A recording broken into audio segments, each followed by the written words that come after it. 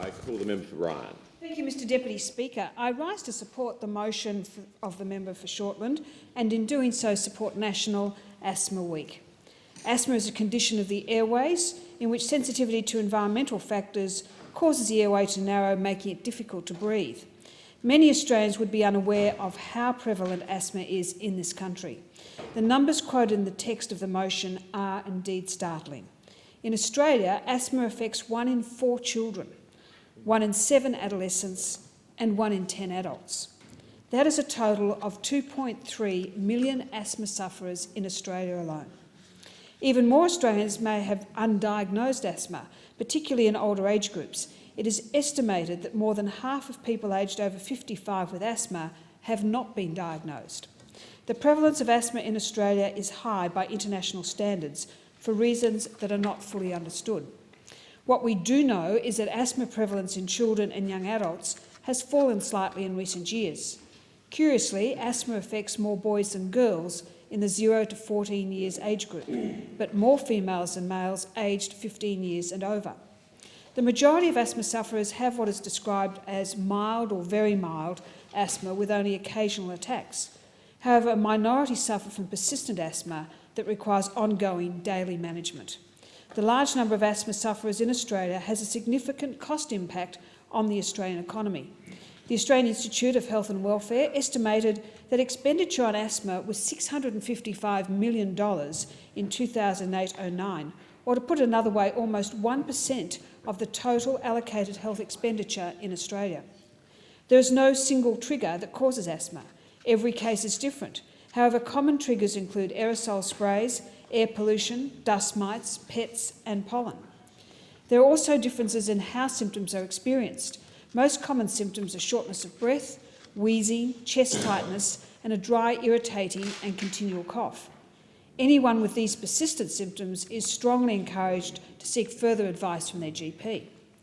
If not managed properly, asthma can lead to hospitalisation and even, in extreme cases, death. In 2012, there were 394 deaths in Australia attributed to asthma. While rates of hospitalisations and mortality due to asthma are on the long-term decline, it serves to highlight the importance of proper management of the condition. Concerningly, it is estimated that up to 90% of people who have asthma inhalers do not use them correctly, which puts them at an increased risk of an asthma flare-up or attack. The good news is that asthma can be controlled with medication and lifestyle changes. There are a variety of treatments available, and Asthma Australia recommends consulting your GP for advice on which method will work best for you. Having a healthy diet and active lifestyle helps with the management of asthma, as does maintaining a healthy weight, avoiding smoking and minimising stress. A bit difficult down in this place. Mr Deputy Speaker, Asthma Awareness Week is not just about educating asthma sufferers themselves. Any person with asthma can have a flare-up of symptoms at any time.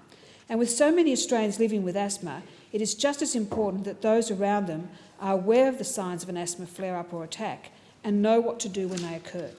Asthma Australia advises if a person has obvious difficulty breathing, cannot speak a full sentence in one breath, is coughing or wheezing or is not responding to their usual reliever medication, then bystanders should call 000 immediately. If you have a family member who has asthma, it may be worth learning asthma first aid. There is a standard procedure that can be followed by adults and children. Further details are available on the Asthma Australia website. Asthma Australia is not only dedicated to raising awareness of asthma, it also funds the National Asthma Research Program, which offers general research grants and scholarships to support understanding of new and more effective treatments for asthma. Donations are welcome from the general public with a hope that one day a cure will be found. Mr Deputy Speaker, the more we understand about asthma, the better we are able to diagnose it, treat it and manage it. The downward trend in hospitalisations and deaths from asthma is a promising sign that the message is getting out there. I commend Asthma Australia for the good work they are doing, not just in raising awareness, but also in raising funding for research into treatments and potential cures. And I thank the member for Shortland for bringing the motion to the House today. The